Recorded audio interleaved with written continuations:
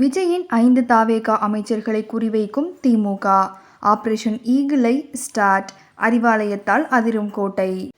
தமிழக அரசியல் வட்டாரத்தில் ஆபரேஷன் ஈகிளை என்ற பெயரில் புதிய அரசியல் வியூகம் குறித்து பரபரப்பான தகவல்கள் வெளியாகியுள்ளன.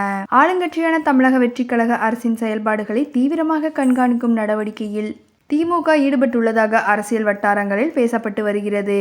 தகவல்களின்படி முக்கியத்துவம் வாய்ந்த துறைகளை கவனித்து வரும் 5 அமைச்சர்களின் நிர்வாக நடவடிக்கைகள், துறை சார்ந்த கோப்புகள், டெண்டர்கள், அதிகாரப்பூர்வ உத்தரவுகள் மற்றும் பொது நிகழ்ச்சிகள் உள்ளிட்ட அம்சங்களை மூத்த நிர்வாகிகள் அடங்கிய குழு ஆய்வு செய்து வருவதாக கூறப்படுகிறது. புதிய அமைச்சர்களின் நிர்வாக முடிவுகளில் ஏற்படும் தவறுகளை அரசியல் ரீதியாக முன்வைக்கும் வகையில் இந்த நடவடிக்கை மேற்கொள்ளப்பட்டுள்ளதாகவும் தகவல்கள் தெரிவிக்கின்றன.